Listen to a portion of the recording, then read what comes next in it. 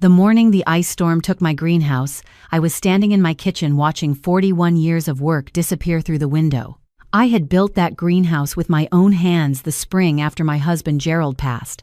He had always said we would expand the nursery together, move beyond the roadside stand we'd been running since our 30s, and turn it into something real, something that could outlast us both. He never got the chance, so I did it alone, board by board, pain by pain, through 2 bad knees and a back that had never forgiven me for the years of bending and lifting. I called it Hartwell's, after our family name, and for more than 4 decades, it had been the best-known garden nursery in our corner of Nova Scotia.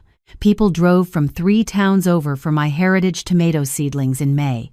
Church ladies planned their whole spring planting around my perennial stock. The high school agriculture class came every October to learn how to overwinter their cuttings.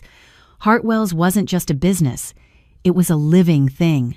And on the morning of February the 9th, the ice came down so heavy and so fast that the entire east-facing wall of the greenhouse buckled inward, and the roof followed, and everything I had grown from seed, the lemon verbena, the heirloom roses I had been propagating for 6 years, the jasmine cuttings I was saving for the spring market, all of it was crushed under 2 tons of ice and glass. I stood at that window in my housecoat and I did not cry. I think I was too old for the kind of crying that makes noise. What I felt was quieter than that, and heavier. The feeling of watching something irreplaceable become rubble. The feeling of knowing that the damage was not just structural, the main heating system had been destroyed in the collapse, and without heat, the remaining plants in the secondary growing room would be dead within 48 hours. The cost of rebuilding, at my age, with my savings, was simply not possible. I knew that within the first hour, I had run the numbers enough times in my life to understand them quickly. What I did not know yet was how much worse the next 2 days would become. My daughter Renee had been living 40 minutes away in Dartmouth since her marriage 12 years ago. Her husband, a man named Clifford who had always looked at my calloused hands and muddy boots the way people look at something they are embarrassed to be associated with, had made clear from early on that he considered the nursery an eccentricity at best, a liability at worst. He had suggested twice in the past 5 years that I consider selling the property and moving somewhere more manageable, by which he meant somewhere that did not require him to occasionally help load soil bags when he visited. I called Renee the morning after the collapse, once I had confirmed the full extent of the damage and accepted that I could not stay in the house. The heating system failure had spread the pipes in the north wall of the house itself had cracked overnight, and the temperature inside had dropped to the point where I could see my breath in the kitchen. I packed a bag. I called my daughter. She answered on the 3rd ring. I told her what had happened, keeping my voice steady, the way I had always done in emergencies. I had learned that from Gerald. He used to say that panic is a luxury, and that people in genuine trouble cannot afford it. Renee was quiet for a moment after I finished.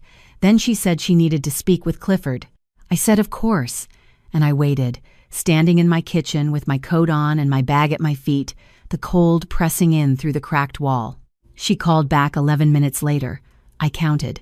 She said that Clifford felt it wasn't a good time. His mother was already staying in their guest room for a medical appointment in the city. There simply wasn't space. She said it in the careful, practiced way people use when they have been coached on what to say, when the words belong to someone else but they are delivering them as if they are their own. I asked if there was somewhere I could sleep temporarily, the couch perhaps, even a few nights. There was a pause. Then Renee said quietly that Clifford had pointed out that the nursery property had probably gone to ruin years ago and that I had been too stubborn to see it, and that perhaps this was the moment to think seriously about a transition plan.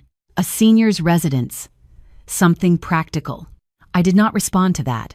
I said thank you. I would figure something out, and I ended the call. I sat down at my kitchen table in my coat, and I stayed there for a long time. I want to be honest about what that moment felt like, because I think some of you will know it. It was not anger, not exactly. It was something older than anger. It was the specific grief of discovering that a relationship you had been tending carefully for years, the way you tend a plant you are not entirely sure is still alive, has in fact been hollow for a very long time. Renee had not refused me because there was no space. She had refused me because Clifford had decided my situation was inconvenient, and she had let that decision stand. And I understood, sitting at that table, that she had been letting his decisions stand on my behalf for a long time. I called the one hotel in town. No vacancy, 2 other families displaced by the same storm had already taken every available room. I called my neighbor Phyllis, who was 78 and living alone, and would have opened her door without hesitating, but whose house ran on the same grid I did and had its own damage. I called the church hall coordinator and left a message. I was running out of options by the time the light outside began to go gray, and the temperature inside the house dropped another 2 degrees. It was sitting there in that deepening cold that I thought of Sophie Marchant. I had not spoken her name aloud in probably 3 years, though I thought of her occasionally the way you think of someone who changed the shape of your life without either of you intending it. She was 34 years old now. The last time I had seen her in person, she had been 22, just finishing her MBA, stopping by the nursery to buy a housewarming arrangement for her first apartment in Halifax. She had hugged me at the door the way she always had, with her whole self, no reservation, and told me she would visit more. I knew she would try. I knew also that life had a way of narrowing the space for old promises. Sophie had come into my life when she was 7 years old, and I was 46. Her parents had separated abruptly that spring, and her mother, a quiet woman named Diane, who worked at the post office and had no family nearby, had needed someone reliable to look after Sophie in the hours between school and her evening shift. A mutual acquaintance had suggested me. I was already running the nursery full-time by then, but the timing worked. Sophie would arrive at 3:30 and stay until her mother picked her up at 7. What I had not expected was how entirely at home she would feel in the greenhouse. From her very first afternoon, she wanted to know everything. Why do some seeds need cold before they'll grow? What does it mean when leaves curl at the edges? Can you grow a lemon tree in Nova Scotia if you love it enough? I answered every question as honestly as I could, which sometimes meant saying, I don't know, let's find out together. We spent 3 winters doing exactly that, building a small cold frame together, experimenting with succession planting, keeping a shared notebook of what worked and what didn't. She called it their research journal. She took it with her when her mother remarried and moved to New Brunswick, and I hope she still has it somewhere. What happened in the years after was something I watched from a careful distance, the way you watch weather moving in from the horizon. Sophie was brilliant in the particular way that cannot be manufactured, the kind that comes from genuine curiosity sustained over many years. She finished her commerce degree with distinction, took a position with an agricultural technology firm in Ontario, and within a decade had founded her own company, Verdant Solutions. It worked with small farms and rural food producers across Atlantic Canada, providing affordable infrastructure support, cold storage, processing technology, cooperative distribution networks. By the time Sophie was 32, Verdant Solutions had been profiled in the Globe and Mail twice, and Sophie herself had been named to a national list of the 100 most influential people in Canadian agriculture. I had read both articles. I had not reached out. It felt presumptuous. She had her own life, her own world. I was the woman who had answered her questions about lemon trees when she was 7. That was a lovely thing, but it was a long time ago, and I did not think it entitled me to anything. Sitting in my cold kitchen with a packed bag and nowhere to go, I turned her name over in my mind, the way you turn a stone over in your hand, feeling its weight, uncertain what to do with it. I told myself I would not call. I found her number anyway. She had sent me a holiday card 2 Decembers ago with her cell number written inside, with a note that said, "Please use this." I mean it, and I sat holding my phone for a long time before I understood that my hands were shaking from the cold and that I needed to make a decision. I dialed. She answered on the second ring. The sound of her voice, unhurried and warm and immediately present, undid something in me that I had been holding together very tightly. "Mrs. Hartwell," she said. And then, because she had always been perceptive, "What's happened?" I told her. I kept it brief. The storm, the greenhouse, the pipes, the cold. I did not mention Renee.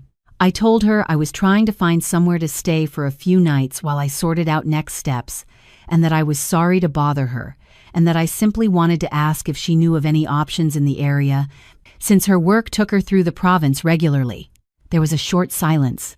Then Sophie said, "I'm in Truro. I can be at your door in 2 hours, don't move." I tried to tell her that wasn't necessary, that I wasn't asking for that a suggestion would be more than enough. She said, "Mrs. Hartwell, you taught me how to take care of living things. You showed me that growing something requires patience and showing up every single day. I am showing up. Please let me."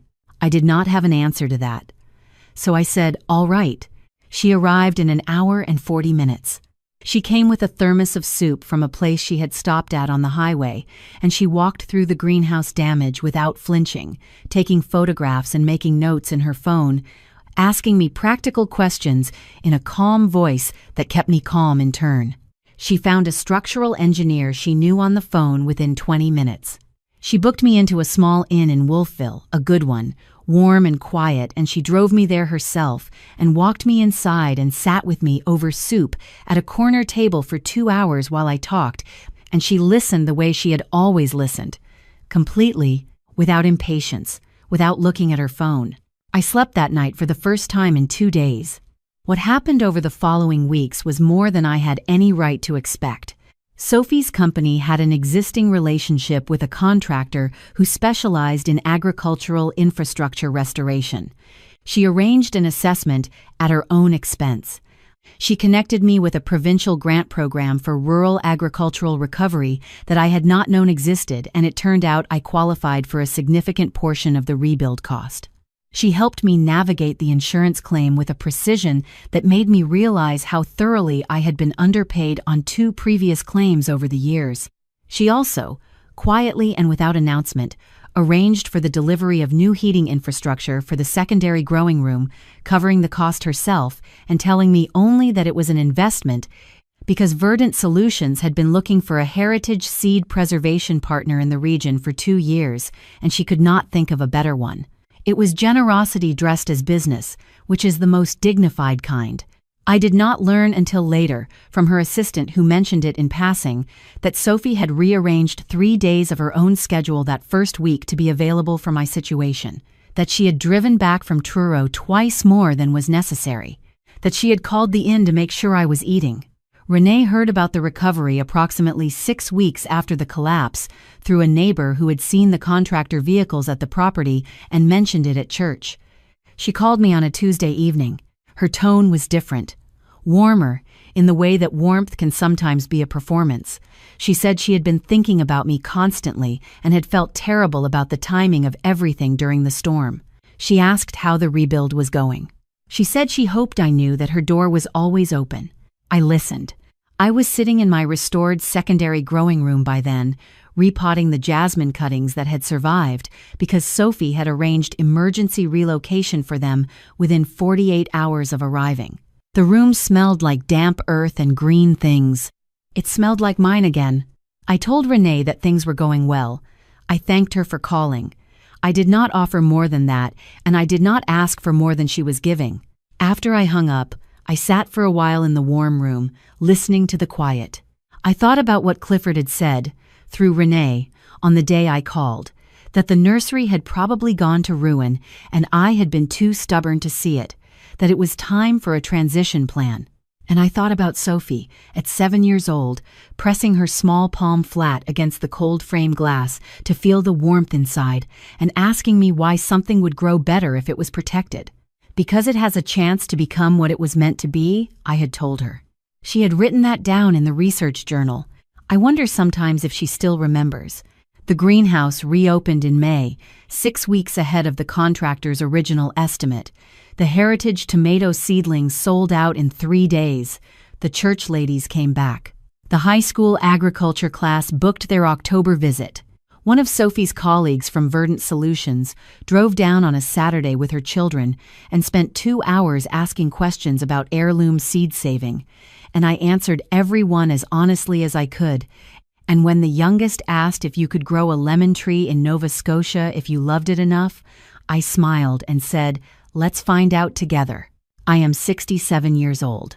I have outlasted a grief that nearly ended me, a winter that destroyed 40 years of work, and a moment when the people I expected to hold me up looked the other way. I am still here, and so is Hartwell's, and so is the Jasmine. There are things I have learned, really learned, the way you only learn things that have cost you something that I want to say plainly before I finish. The people who show up in your hardest moments are telling you the truth about who they are. So are the people who don't. Pay attention to both. Kindness given without expectation of return is not naivety.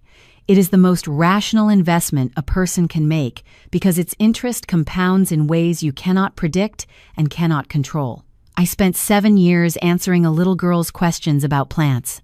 I did not do it for any reason other than that she wanted to learn and I wanted to teach. What came back to me 47 years later, when I needed it most, was something I could never have planned for. You cannot manufacture that. You can only live in a way that makes it possible. And this, do not let the people who diminish you define the size of your life. Clifford decided my nursery was a ruin and my situation was an inconvenience. He was wrong on both counts. But even if he had been right, even if the nursery had been a ruin and the situation had been impossible, I would still have deserved a place to sleep in a storm. We all do. Your value is not a function of your productivity or your property or what you can offer someone in return. You existed before all of those things, and you will be worthy of dignity long after they are gone. The ice came down hard that February. It took the greenhouse and the heating and the lemon verbena I had been growing for 3 years and the particular sense of security that comes from believing your family will be there when the worst happens. But it did not take Hartwell's, and it did not take me. If you have ever been helped by someone you least expected, someone who appeared without obligation, without calculation, simply because they chose to, I hope you have told them. I hope you have said it plainly and meant it. I said it to Sophie over the phone last week, as carefully as I could, and she was quiet for a moment, and then she said, "You taught me first." That is everything, I think. That is the whole of it. Thank you for staying with me.